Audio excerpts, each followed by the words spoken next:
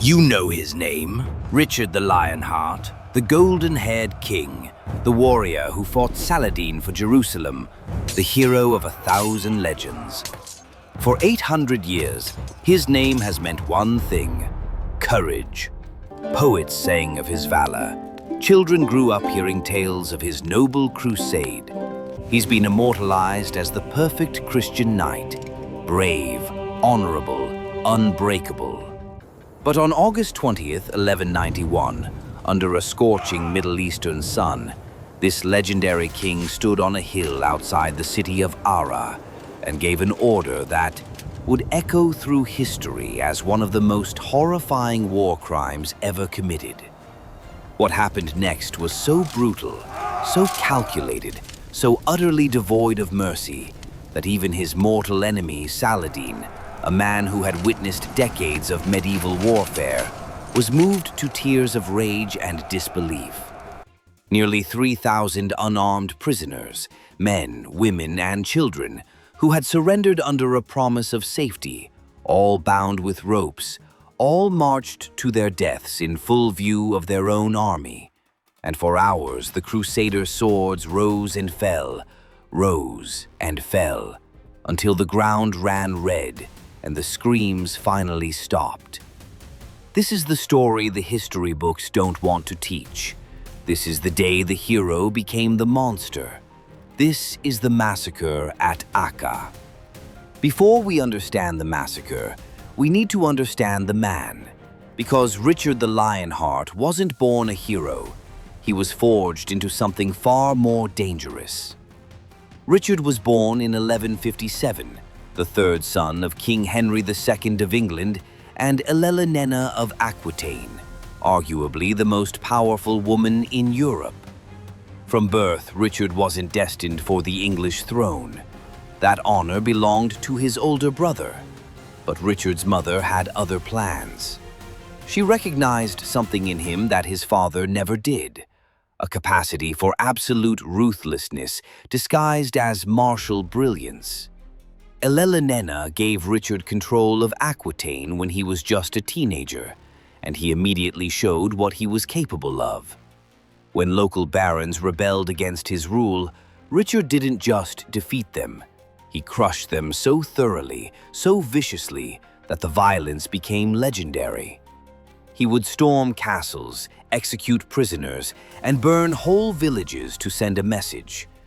This wasn't just about winning.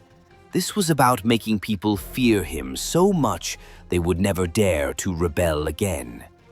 By his early 20s, Richard had developed a reputation that terrified even his own family.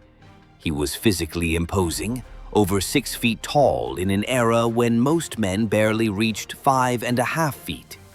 Contemporary accounts describe him as powerfully built, with reddish-blonde hair and pale blue eyes that seemed to look through people. One chronicler wrote that when Richard entered a room, men felt winter in their bones. But here's what makes Richard truly disturbing. He was brilliant tactically, strategically. He was perhaps the finest military mind of his generation. He could read a battlefield like others read books. He understood logistics, siege warfare, naval operations, and psychological warfare in ways that wouldn't be matched for centuries. He was fluent in several languages. He was a talented musician and poet. This wasn't some mindless brute. This was an educated, refined, cultured man who chose violence as his primary language. In 1189, Richard did something that shocked medieval Europe. He went to war against his own father. King Henry II was old, sick, and weak, and Richard wanted the crown. He allied with his father's greatest enemy, King Philip II of France, and systematically dismantled his father's power. They chased Henry from castle to castle, cutting him off from supplies and support. When Henry finally died, broke and defeated, and, according to some sources, cursing Richard with his last breath, Richard showed no remorse whatsoever. At his father's funeral, Richard didn't weep. He didn't pray. According to witnesses, he stood over the body with a face like stone, then turned and walked away to claim his crown. One observer wrote, "There was something in his eyes that day that was not quite human." Richard spent exactly 6 months in England as king. 6 months out of a 10-year reign. Why? Because England, to Richard, was nothing more than a massive piggy bank. He famously said, "I would sell London itself if I could find a buyer." He wasn't joking. He systematically stripped England of wealth, selling titles, lands, and positions to anyone who could pay. He raised taxes to crushing levels. He emptied the treasury. All for one purpose: to fund his crusade. Because in 1187, something had happened that sent shockwaves through Christian Europe. Saladin, the brilliant Kurdish-born Sultan of Egypt and Syria, had done the unthinkable. After decades of Crusader occupation, he had recaptured Jerusalem. The holiest city in Christendom had fallen to Muslim forces. Pope Urban III reportedly died of shock when he heard the news. Across Europe, the call went out: reclaim Jerusalem, launch a new crusade. And Richard heard that call like it was destiny itself speaking his name. This was what he had been training for his entire life. This was his chance to become legend. This was his ticket to immortality. But as Richard prepared his crusade, something dark was growing inside him. Something that went beyond normal medieval brutality. His chaplain and biographer, a man who traveled with him, would later write something chilling in his private notes, notes that wouldn't be discovered for centuries. "My lord, the king possessed a great gift for war, but it came with a terrible cost. He did not see his enemies as men. To him, they were obstacles to be removed, like trees to be cut down or stones to be cleared from a path. And he removed them with the same emotion a farmer might have for pulling weeds." This was the man who would sail east to fight for Jerusalem.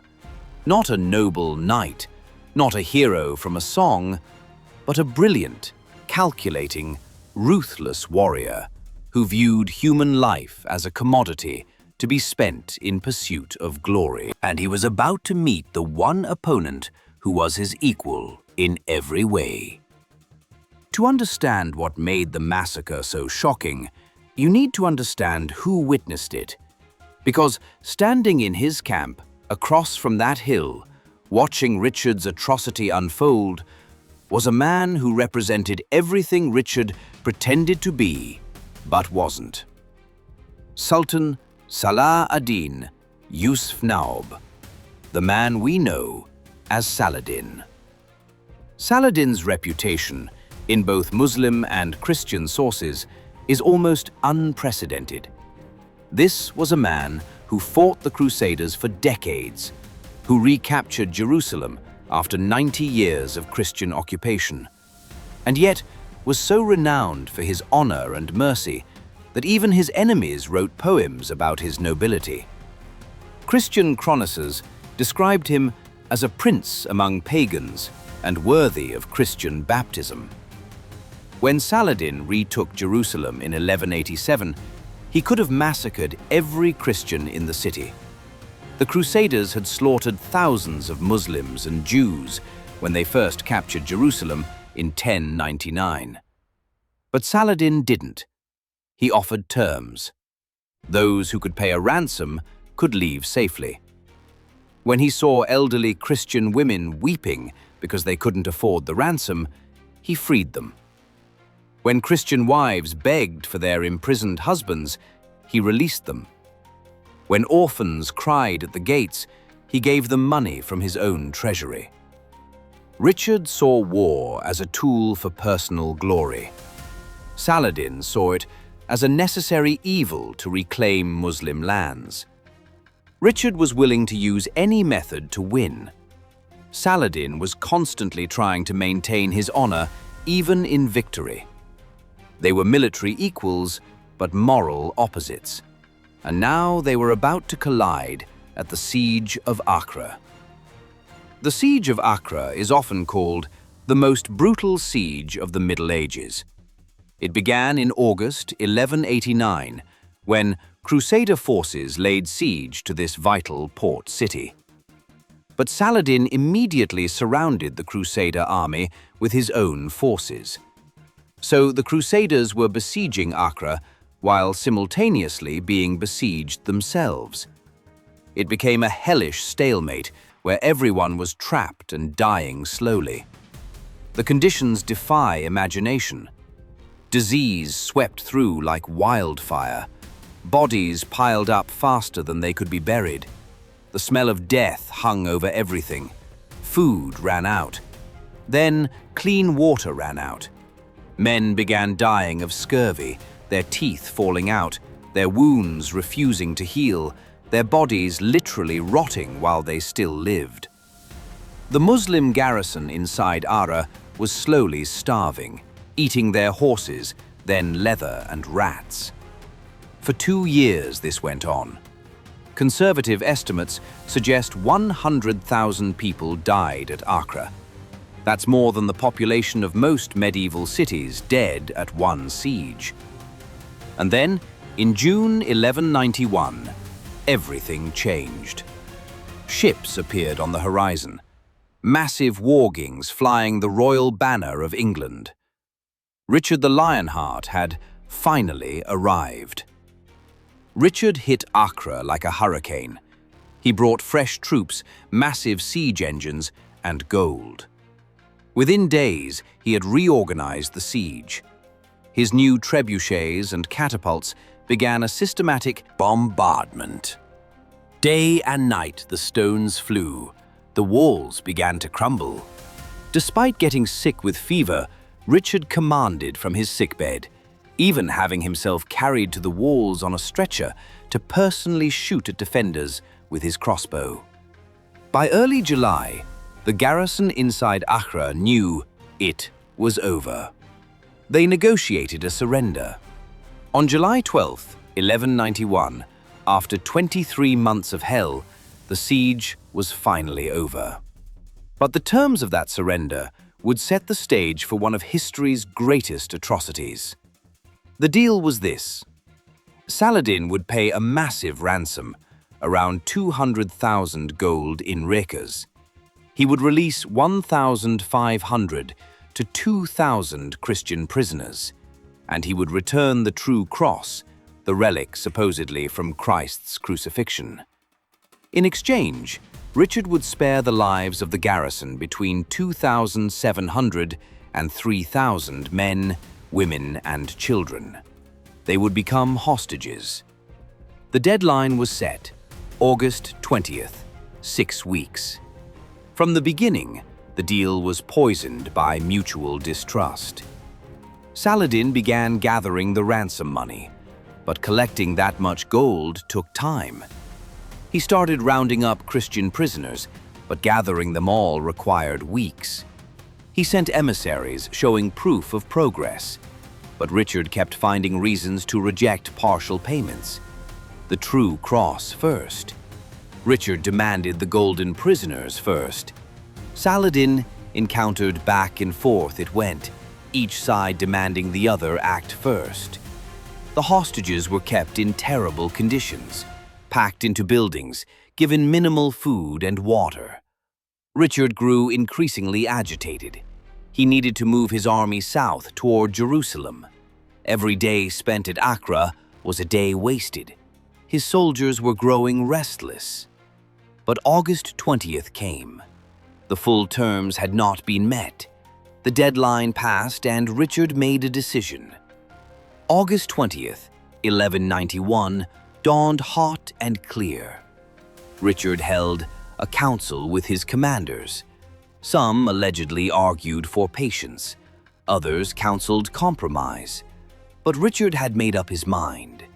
The prisoners were a drain on resources. They were a security risk. But more than that, he wanted to send a message. He wanted every Muslim force between Acre and Jerusalem to know that Richard Plantagenet was not bound by the normal rules of war, that mercy was not in his vocabulary. So Richard gave the order. The prisoners would be executed, all of them. That morning, Crusader soldiers entered the compounds where the hostages were held. "You're being moved," they told them. "Saladin has paid the ransom. You're going home." The prisoners were lined up, bound with ropes in long columns. Then they were marched out of Acre's gates to a small hill about a mile from the city, a hill called Ayadir, a hill clearly visible from Saladin's camp. When the Muslim army saw the column of prisoners being led toward the hill, they knew something was wrong. Saladin himself rode forward to watch. The prisoners reached the hill. Crusader soldiers surrounded them. The prisoners were forced to kneel, and then they understood this wasn't a prisoner. Transfer. This was an execution ground. The panic must have been unimaginable. 3,000 people bound together, kneeling in the sand, watching Crusader soldiers draw their swords. Mothers clutching children, men praying, everyone screaming. Saladin realized what was about to happen and ordered his cavalry to charge to try to save the prisoners. But his commanders stopped him. It was suicide. The Crusaders were ready. Any cavalry charge would be cut down before reaching the hostages. Saladin, one of history's greatest military minds, was forced to sit on his horse and watch, powerless, as Richard committed mass murder. What happened next is described in horrifying detail by multiple chroniclers. The Muslim historian Baha Alin ibn Shad was in Saladin's camp and witnessed it. When the order was given, the Crusader soldiers moved in. This wasn't done in rage. This was systematic, efficient, industrial. The prisoners were bound and kneeling. They couldn't fight back. They couldn't run. They could only wait for the blade. Baha Alin wrote, "The Franks, on whom be God's curse, then flung themselves upon them all at once and massacred them with sword and lance in cold blood. Our soldiers looked on from the heights, and when they saw how the Muslims were being slaughtered and heard their cries for help, they nearly went out of their minds with grief and rage." It took hours. The Crusader soldiers moved methodically through the kneeling prisoners, killing systematically. Some soldiers grew tired and had to be relieved by fresh troops. A few prisoners were spared, about 200 wealthy individuals who could still be ransomed, or young men who could be used as slave labor. But the rest were killed. All of them, men, women, children, elderly, no exceptions. From his camp, Saladin watched it all. Multiple sources describe him weeping openly. This hardened warrior reduced to tears by the sheer magnitude of the atrocity.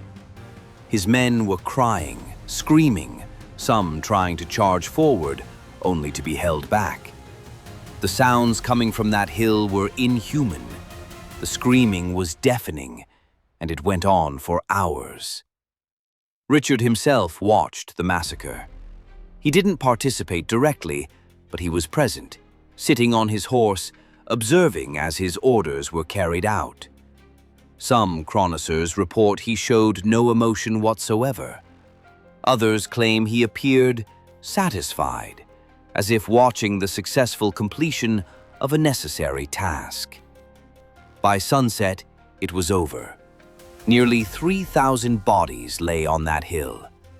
Saladin's response was immediate. The man known for his mercy now gave an order that matched Richard's atrocity. Every Christian prisoner in his custody, hundreds, perhaps more than 1,000, was to be executed. No exceptions. It was done swiftly. An eye for an eye, a massacre for a massacre. But Saladin later expressed deep regret. His personal secretary recorded him saying, "I have stained my soul to answer Richard's crime. But if I had not, my men would have lost all faith in my ability to protect them." Even in his revenge, Saladin understood he was betraying his own principles. The true cross was never recovered. The massacre fundamentally changed the Third Crusade. Before Acre, there had been a possibility of negotiated settlement. After Acre, that possibility died. The war became viciously personal. Quarter was rarely given. Prisoners faced execution or torture.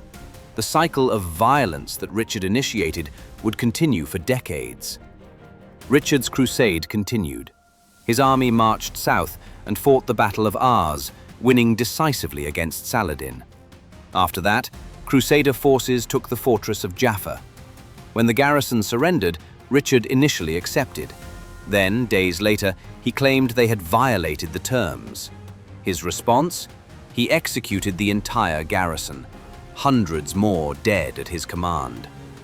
Yet, for all his military brilliance, Richard never recaptured Jerusalem. He got close. Twice his army camped within sight of the city, but both times he turned back. Here's the irony. If Richard had kept the agreement at Acre, if he had shown mercy and patience, he might have been able to negotiate a peaceful entry into Jerusalem. Saladin was pragmatic, but after the massacre, no compromise was possible. Richard had burned that bridge himself. In September 1192, Richard finally negotiated a truce with Saladin. The Treaty of Jaffa gave the Crusaders a strip of coastline and guaranteed Christian pilgrims safe passage to Jerusalem. It was reasonable, but far less than Richard had come for. He had set out to recapture Jerusalem. He would leave without it. Richard's journey home was almost as dramatic as his crusade. He tried to take a shortcut through Central Europe, but was captured by Duke Leopold V, a man Richard had insulted during the siege of Acre. Richard spent more than a year imprisoned, held for ransom 150,000 marks, roughly 3 times England's annual revenue. The irony is perfect. Richard, who had murdered 3,000 prisoners rather than wait for ransom, was now himself a prisoner waiting for ransom. In 1199, while besieging a minor French castle over a trivial dispute, Richard was shot by a crossbow bolt. The wound became infected, and 12 days later, Richard the Lionheart died in agony, aged just 41. The castle was held by just a few dozen defenders. One defender, Bertrand de Gordal, fired almost at random, and his bolt struck Richard in the shoulder. As Richard lay dying, he pardoned Bertrand and ordered him released. But the moment Richard died, his men ignored his final order and flayed Bertrand alive anyway. Even Richard's one act of mercy was undone by the culture of violence he had created. Today, 800 years later, Richard the Lionheart remains one of history's most famous kings. There are statues of him in London. He appears in countless movies, books, and legends. He's usually portrayed as the hero, brave, noble, the righteous Christian warrior. But this is the sanitized version, the legend scrubbed clean of blood. The real Richard was something far more complex and far more disturbing. He was brilliant, probably the finest military commander of his era. He was brave. His personal courage is undeniable. But he was also a monster who committed one of medieval history's most infamous war crimes. The massacre at Acre stands as a stark reminder that history's heroes are often nothing of the sort, that the names we celebrate often belong to people who did unconscionable things, that glory and war often means atrocity in practice. Nearly 3,000 people died on that hill outside Acre. They had surrendered under a promise of safety. They were unarmed, bound, and helpless, and they were slaughtered on the orders of a king who wanted to send a message that Richard the Lionheart was a man without mercy, that he valued efficiency over honor, that to him, human life was just another resource to be expended in pursuit of victory. Even Saladin recognized that Richard had crossed a line that shouldn't be crossed. After Acre, one of Saladin's advisors asked him why he seemed so troubled by Richard specifically. Saladin replied, "The others are warriors. Richard is something else, something darker. When you look into his eyes, you see no bottom, just an endless hunger for glory, no matter the cost in blood. That is not a warrior, that is a beast in human form."